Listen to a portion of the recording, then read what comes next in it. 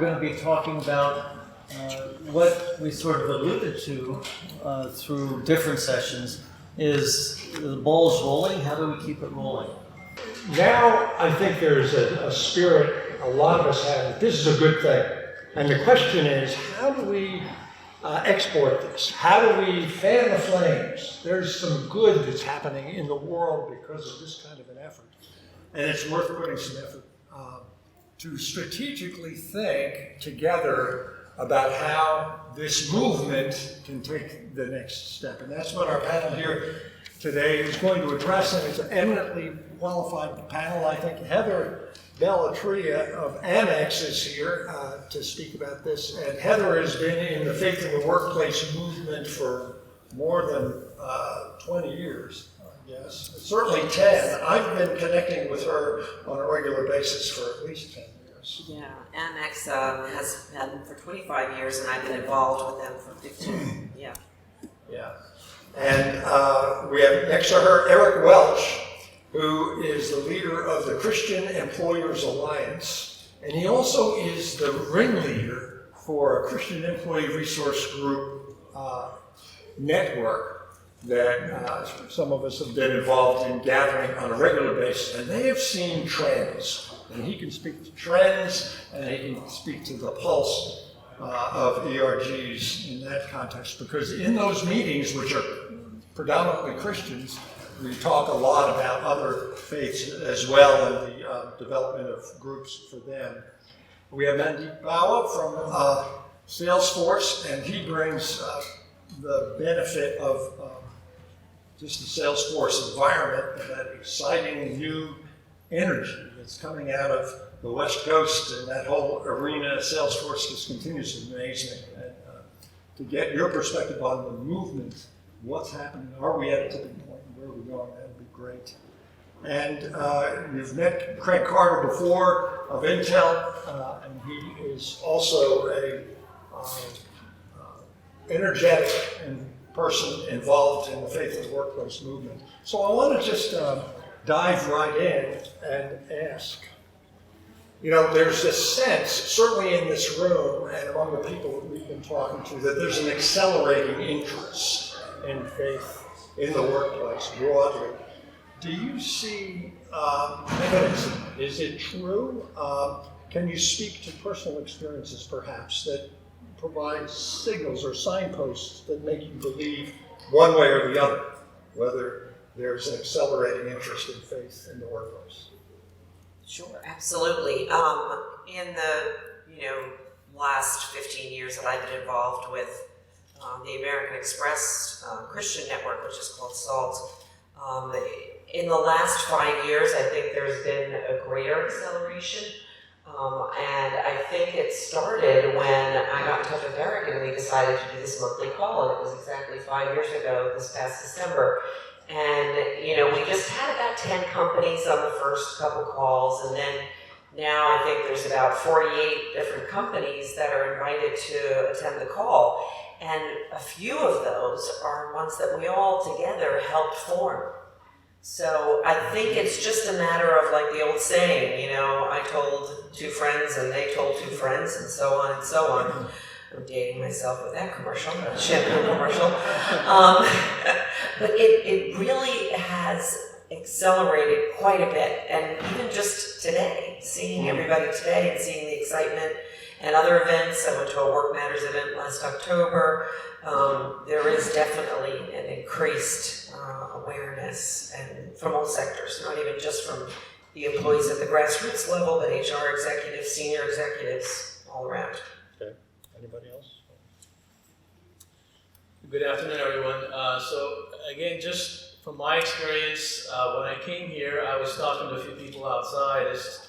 You come here and really you feel like you're coming home. You're coming to your second family. You have your family at home, but there's a lot of folks who I don't know, but really I get that, you kind of get that big hug feeling almost just being here. So, and again, just seeing faith and work up on the screen, it's something that I've never had the opportunity to talk about before. So I've been in the industry for many, many years, and just to have that conversation about faith at the workplace, it's just fantastic. And And to your point, Kent, it's absolutely, my personal journey, when I first found out that we had a faith force here at our company, Salesforce, I was extremely ecstatic, because what our company does is, we connect our customers to their customers in a better way.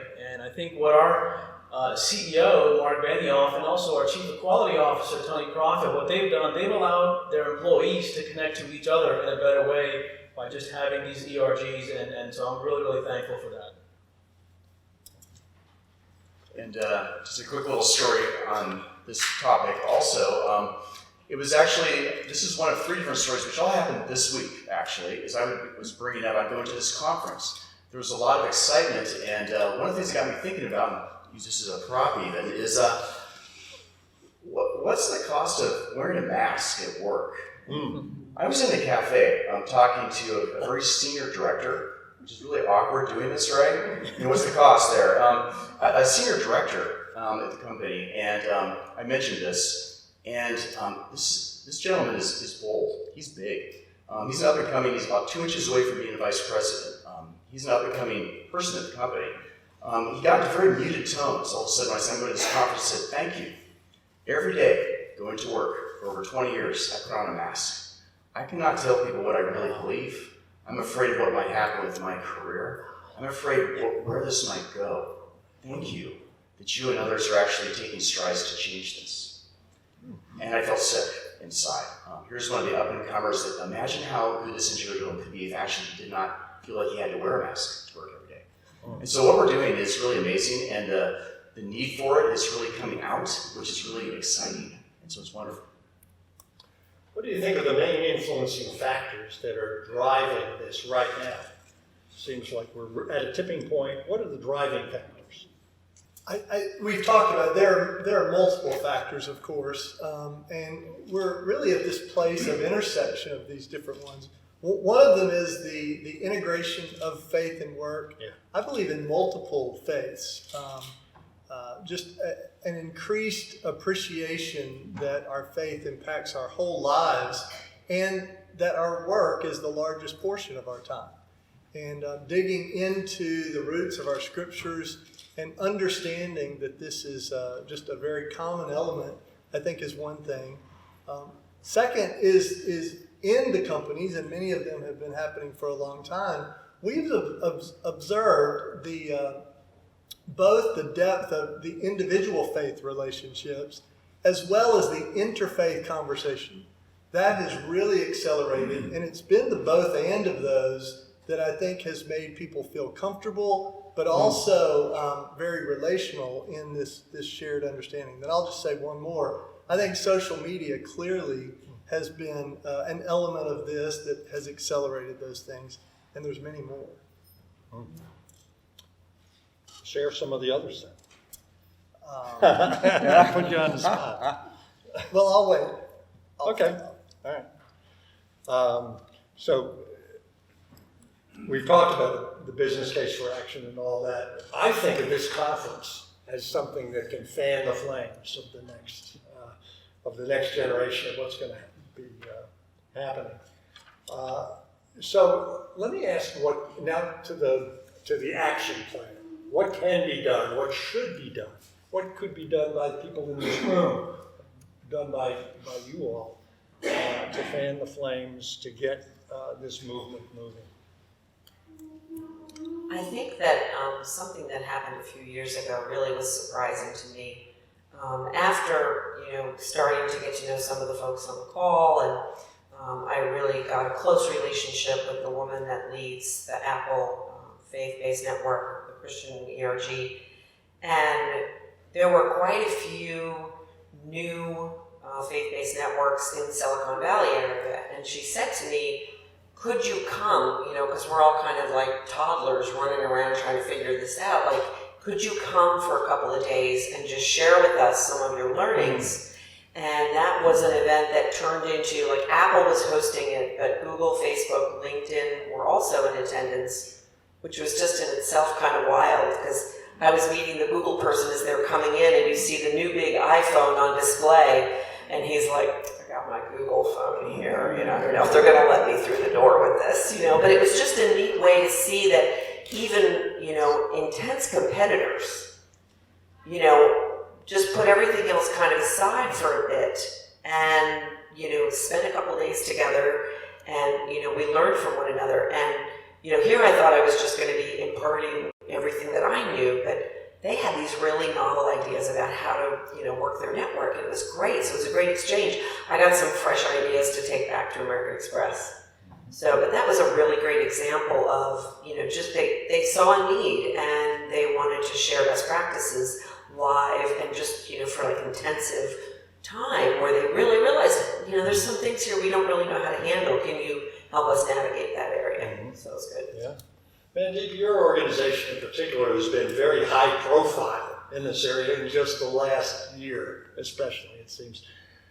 Can you speak to that a little bit? What, how has Salesforce just are they on a mission? Because they're not just talking about what's going on at Salesforce. Right. You all are fanning the flames, I think, talking about the good to society that comes from this. What's behind that? Yeah, so it's interesting you mentioned that because our CEO says the business of companies is to make the world a better place for the communities that we live in.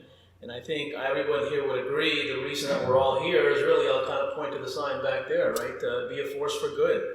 And one of the things that we've done at our company, and again, you know, you talked about how do we grow this. I think the key is really to have the executive sponsorship in place. So about 3 years ago, our CEO, Mark Benioff, he brought on a CEO, a Chief Equality Officer, to kind of focus on this initiative. And it was interesting. We actually had a meeting last week at our headquarters in San Francisco. It was an equality summit where we have 12 different ERGs within Salesforce. We all got together.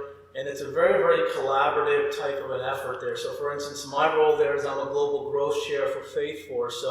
But I have a counterpart, for instance, we have a vet force, we have a bold force, we have a Latino force. So I interact with them to learn from them what are the best practices you're utilizing in your specific ERG. And again, it's really all about collaboration. And I think when we all come to the workplace, we come there, we have a daytime job, but at the same time, we have some values that are driving our behavior. And when you come to the office, you want to be who you are. And our Chief Equality Officer says, you know, is there any reason you should not be able to bring your authentic self to the workplace? And he said, absolutely not. So again, if we have that executive sponsorship, it absolutely fans those flames. Yes. Now, Craig, it's always intrigued me about Intel. Intel has been in the faith in the workplace kind of thing for many years. I remember Pat Gelsinger, who was your CIO for a long time, was a vocal Christian, and there was an environment of that. But you've evolved, I think. That there's more of a willingness to be open and to communicate outside the company, which fans the flame for this. Can you speak to that a bit? What has changed? Sure.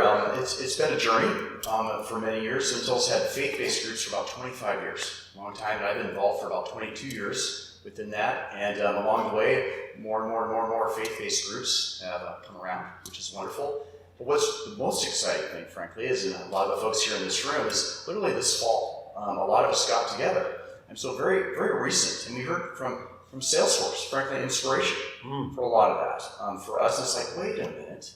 We all do kind of things independently and this and that. What if we kind of all get together and get to know each other? And someone in the earlier panel had said, multiple times actually, it's not like we're trying to become this blob that everyone agrees the exact same thing. No, diversity is a good thing. We will agree on some things, and other things we will not agree. And that's okay. We can respect each other, we can do things together, and really bridge things.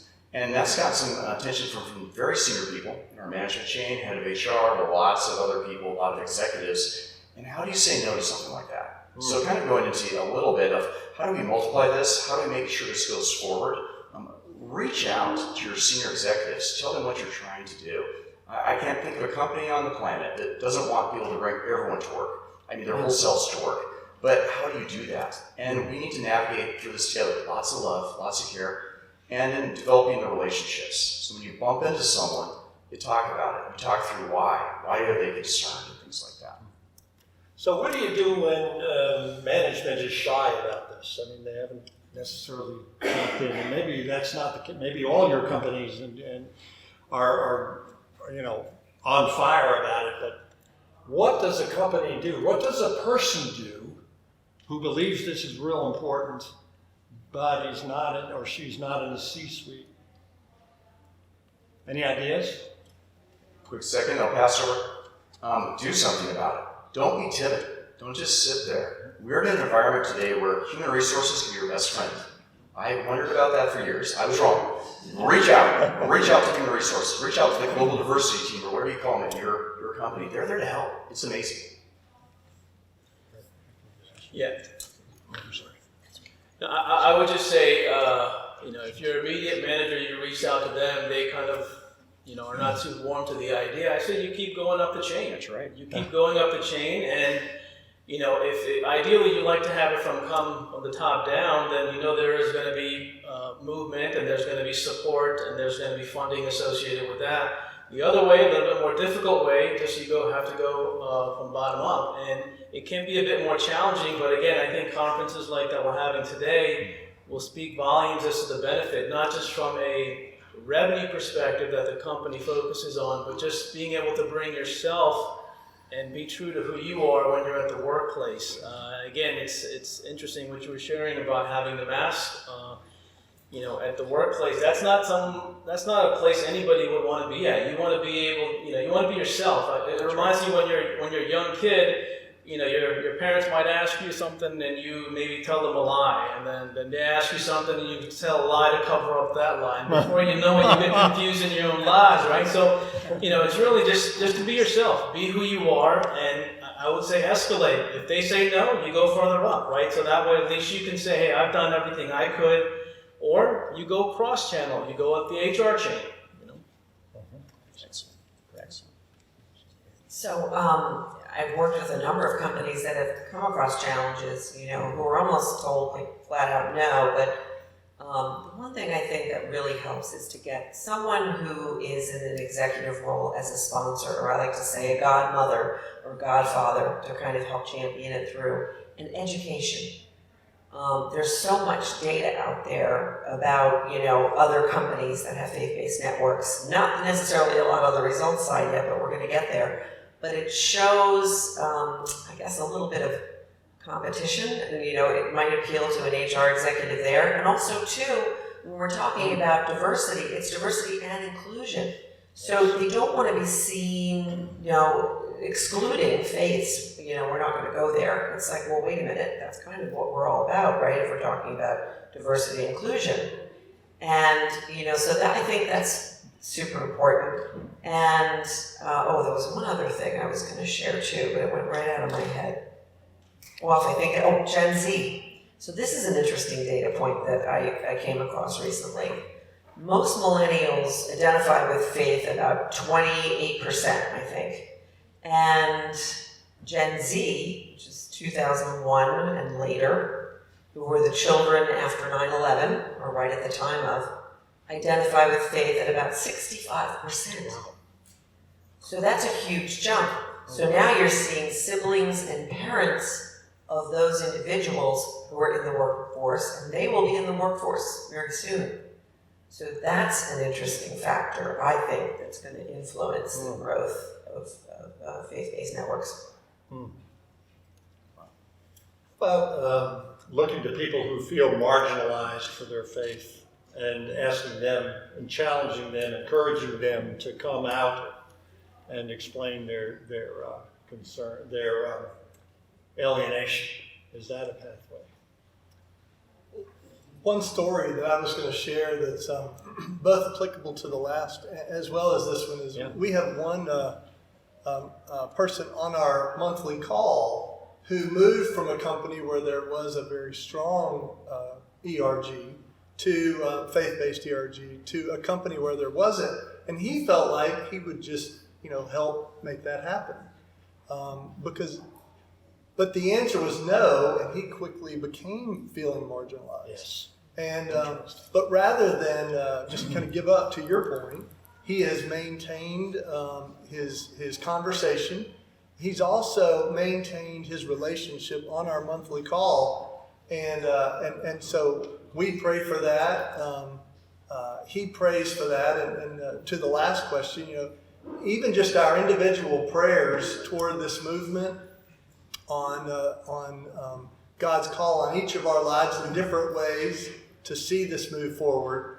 I think that persistence, both personal as well as relational, can really help overcome that marginalization and just having those conversations. Excellent thoughts. I'm going to ask this question now, and then we'll open it up and get questions from you all. Question that I have, sort of the last one, who can help us in this movement, is the clergy. What concept, what ideas do you have? In some cases, I know in my circles, there's a sense sometimes that our clergy is behind the ball. They don't get it. This is not something that they have yet grasped. It's kind of hard to get their arms around it. Some of them get it big time and are really pushing. But I think of a guy like Mohammed Faris, who has an organization called Productive Muslim, and he talks about and he spreads the news of this is relevant. And he's not exactly clergy, but he's similar in a lot of ways in my mind. What can the clergy do to help move the ball? I think one is looking for people in their congregations who are involved in these and giving that a voice. Our pastor and leadership team recently instituted something called This Time on Monday, and is a conversation about faith and work. And I think these employee groups can be a great example of this faith and work intersection. Yeah, one of the things that I think that can be done, and again, as a Sikh American, before I even came to Salesforce, I've been in other companies where you might have felt a little bit marginalized, but that really didn't stop me from reaching out into the community because, especially since 9/11, there's been a lot of stereotypes. I guess anybody they would see with a turban or a beard, they would get, the anger that everybody had after that what took place, including myself, was just misdirected. So I felt it was very important for us as a Sikh American to be in the community and really be a fabric of the community. And so I'm a part of an organization called Loudon Bridges, and which, much like the name suggests, we get together with different faiths. And we actually had a series about a couple of years ago that we started. It was called Voices of Faith. And we'll have a recurring series every week. Somebody from the respective faith, be it a Muslim, Christian, Sikh, they would talk about their faith, and we would have tons and tons of folks that would show up. And as a result, we all got to learn more about each other. And at those conferences or those meetings that took place, there were some executives that would show up, so they would at least learn a little bit more about it. But from an educational perspective, I think that's key, because one of the things we focus on is just, we call really to inspiring by being around other people who have kind of the same mission to do good, right? And as a Sikh American, that concept we call is seva, which is selfless service. So I think that's really, really important, just to be a part of the community. And I think you can't give up. You can't give up. Yeah. Excellent. Correct. I guess one little thing to chime in on that too is figure out a way to be different. They might expect you, like for me, for example, me going and speaking at a women's conference. Whoa, unexpected, right? Me really going out of my way to help someone who's Sikh or Muslim. Well, I'm a Christian. Whoa. And no one can really say no to that. Because it's like, I am not serving my own personal interests. I am out there serving the interests of someone else. Wow. I mean, that just blows the mind of people. And I've seen it really change hearts in our senior management and things like that too. Boy, I love that. And I also love the crossing over to people who you have fundamental disagreement with to stand up for their rights. If you ever see someone who's being discriminated against because of their faith or because of their LGBT proclivities or identity, stand up and support them. And when you do, it lights people's minds up and they realize this person's not against me. He doesn't hate me. He cares about me. He values me as a human being. I want to open it up to the audience. I want you all to tell us some of the things that you can do or that can be done to fan the flames. Yes, ma'am. Actually, I have a question. That's fine. Questions are good. One is, are we still calling it D&I, diversity and inclusion, or are we moving from the D&I to DEI, diversity, equity, and inclusion? That's my first question. Hold on to that. And then my second question is, who is owning the D&I efforts in your organization? Is it, I heard quality in some instances, I've heard HR in some instances, I've heard a D&I department in some instances, the chief diversity officer or vice president of diversity and inclusion. Who's owning it in your organization? So those two questions. Okay. D&I, DEI, and who owns it? Yeah. Who would like to address that? Within American Express, we've had a few models since I've been there for 15 years. And right now we have a diversity and inclusion area that sits under the Chief Diversity Officer. But she, the woman that's the head of the Chief Diversity Officer, she sits within HR. She reports up into the head of HR.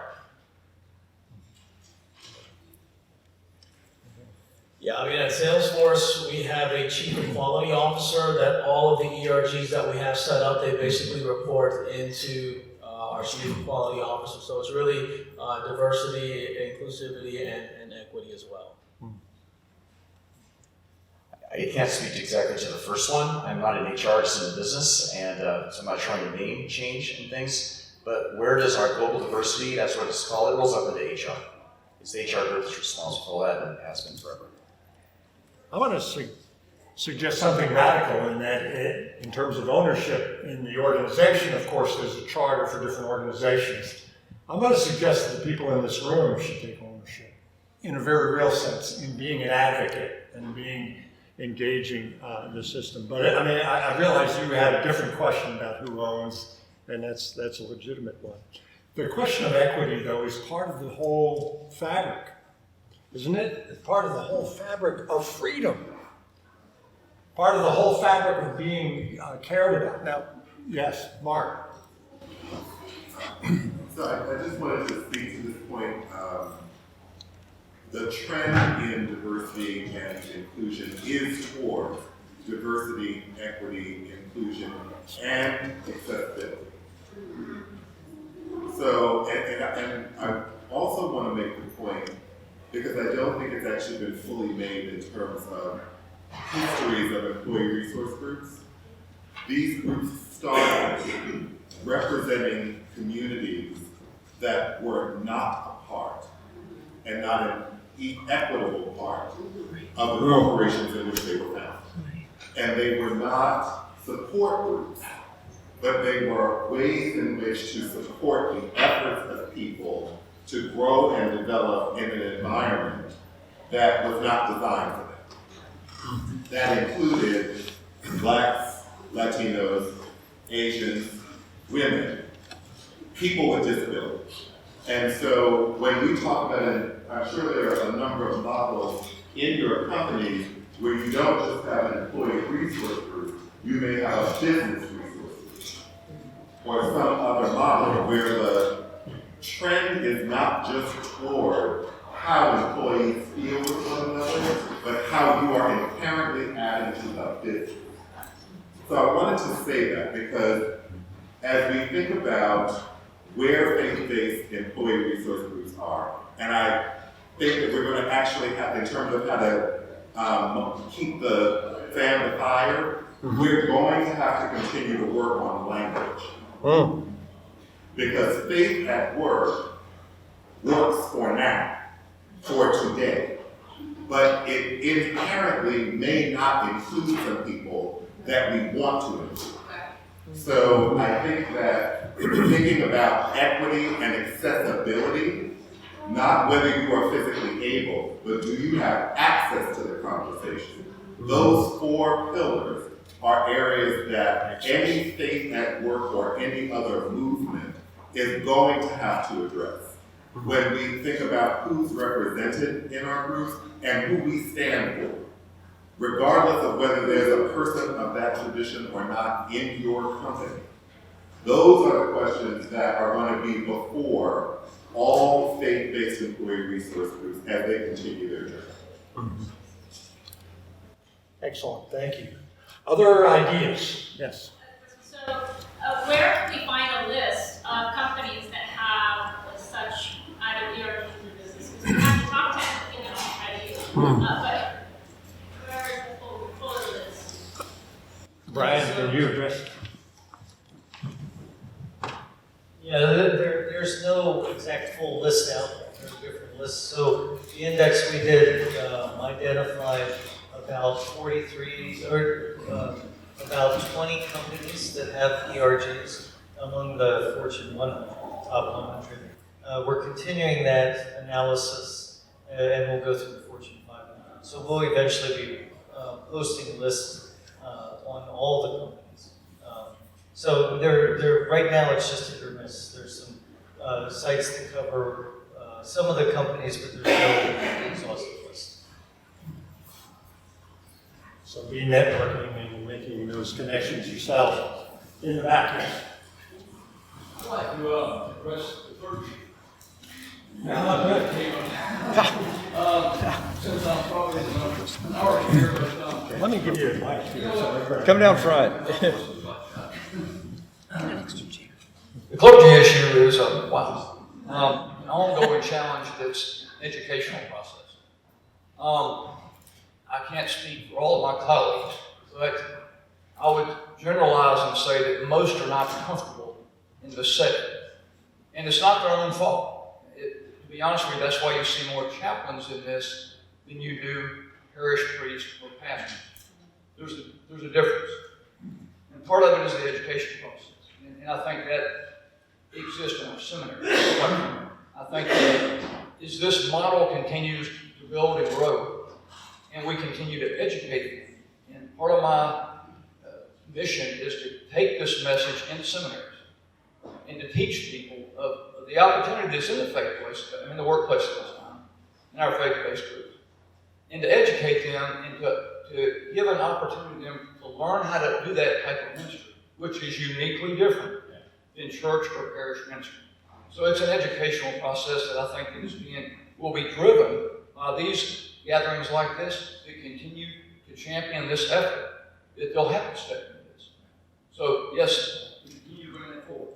And I think of you, Dean Aguila, and what you're doing in this institution to prepare people to enter this new world, really, of being transparent about faith. And it's very rich. Any further ideas about how to fan the flames, either in academia or in other spheres? Yes, Rabbi. I don't have a lot of comments on some of those requesting my presence. Okay. But I just wanted to this is ideal for a large-scale image advertising campaign. And I'm just telling you, it's bring your faith to work and watch what happens. And then I just think it should be, just television, radio, podcast, YouTube. I think it needs a massive campaign to get attention with lots of infrastructure to channel the responses. That's what I would do. Yes. So on the ERG topic, relative to BRGs versus ERGs, can the panel share ways they do that to add value to the company versus being a support group or anyone in the room? I'll share an observation about working with multiple companies on this, is that whether they are called ERGs or BRGs, they all do have that business value proposition. It's more the name, and maybe with the BRGs a reinforcement of that, but I can tell you that the faith-based ERGs are very passionate about their business value proposition as well. Also, too, I can add something to that. Although our employee networks are referred to as employee networks. We don't even say employee resource groups yet. We're a little behind on that. But one of our goals each year that we're told to say, hey, how are you going to implement this, is with market segmentation. Right, so the important thing is that we're working with the employees and making sure that we, hire, retain, and develop great talent. But the next part is, what are we doing to help the business? So about, I would say, a little over 15 years ago, before I started at American Express, one of the large merchants that sells Christian material was not accepting the American Express card. And one of the SALT members said, hey, how come they don't accept American Express? So they went out to our merchant group who works with merchant acquisition and said, do they even know that you have faith-based networks at the company? And the salesperson that was working on the deal hadn't even told them that or shared that with them. And as soon as they did, it showed them, wow, that's interesting. American Express cares about that for their employees. That's wonderful. And they said, yeah, and we do all these things within the community and, really spoke to their heart. And then turns out said, oh, you guys are a nonprofit, we can give you a better discount rate. So it got the negotiations going back again, and it meant millions of more dollars of business. And it was just a matter of using the ERG for that purpose. So, we've got that mandate, although we're not called the ERG. I know a lot of you have other ideas. I want to encourage you, the contacts that you've made the last couple of days here, please reach out to one another. The message is going out in many different ways, and there's an air war and a ground war, and the air war you read about and everybody blogs, and those are good, and I think that's wonderful. The ground war is important too. Take your personal experiences, feelings of liberation, and friends, people of other faiths who have just been so moved by a company that cares enough about them to listen to them and to know their heart, and share those stories and encourage others to share those stories. 1 million, 10 million, 1 billion people talking about what their faith has meant to them is going to change the world, not just change what's going on in our companies. And that's what we have for you in the topic of multiplying effect. Thank you so much for your participation.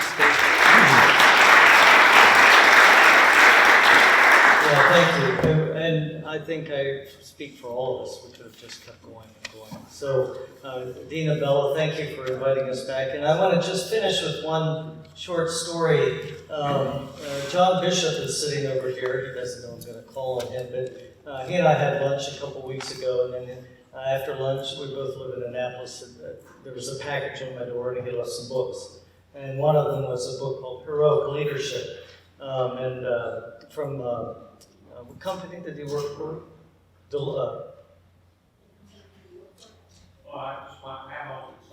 No, the guy, the book, sorry, it was one of the... Chris Lonnie, what company? He worked for JP Morgan, sorry. So he started off life preparing to be a priest, a Jesuit priest. And the Jesuits are the oldest, consistent, most successful company in the world. The Pope is a Jesuit. So it's a religious order. So he gave me this book and I read it, and he just took these Jesuit principles and tried to look at, what is applying. And the basic point in the book, one of them is that we're all leaders, and that's why the Jesuits have been so successful, that they've trained every person to be a heroic leader. Their motto is matchless, reaching for the higher. So the story I wanted to end with was on 9/11. I was the academic coordinator in the Middle East for the West Point of the UAE. And on 9/11, I just dropped my daughter off in Dubai. I came back to Al Ain in the middle of the desert, right by Oman, where the academy was. And the events happened, and we had about 20,000 Afghani citizens living in the town. They had rioted a few years before, sort of in a rebellion. And I was supervising about 30 foreign teachers. We had some also British SAS instructors there. And after it happened, the brigadier general in charge of the UAE Military Academy, called the leadership team in, and discussing all these military terms I wasn't too familiar with, evacuation routes and rendezvous points, RVs, and Admiral would know all about this. And we were making this plan, and then the prayer call went off. And so it was time to pray. I was the only non-Muslim there. They invited me to join. And the brigadier general looked over. This guy had been serving us tea as we were talking, a sergeant. And the brigadier looked over to the sergeant and said, "You're better because you lead the prayer." And so, all the officers and everybody lined up behind the sergeant, and he led the prayer. He was the leader. He was the leader. And last year, after Admiral Mullen retired a couple years ago, I guess now, as chairman of the Joint Chiefs of Staff, I was sitting in Mass at the Naval Academy, and in front of me was a plebe, first-year midshipman, and right behind me was Admiral Mullen.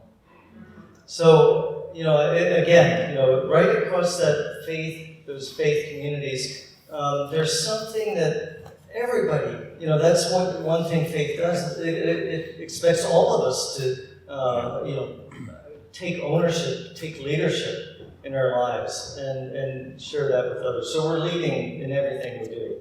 So I just wanted to end with that, because that's been the theme we've been talking about, that we're, this movement will keep going if all of us are leading. And no matter what we're doing, whether it's, with me with my grandkids, or with your colleague, or with a conversation with the Uber driver as you go to the airport. All of these things are opportunities for leadership, and making a difference in the world. So that's what we've been doing here. We've all seen it, in different expressions, and I think that's one area again where faith is value added.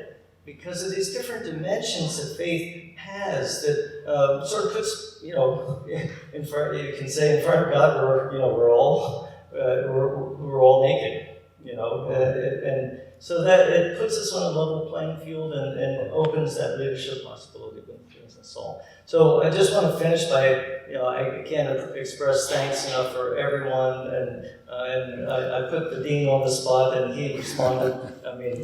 In seconds, it didn't even take minutes. So you can offer them to the demand to come back. Nice. Well, thank you everyone, and we'll be back here next year. All right.